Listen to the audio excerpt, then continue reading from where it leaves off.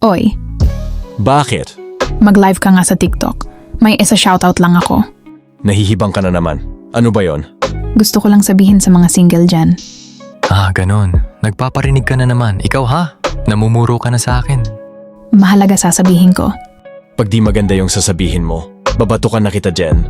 Makinig ka na lang kasi. Ano ba kasi yan? Dami mong satsat. Sabihin mo na kasi.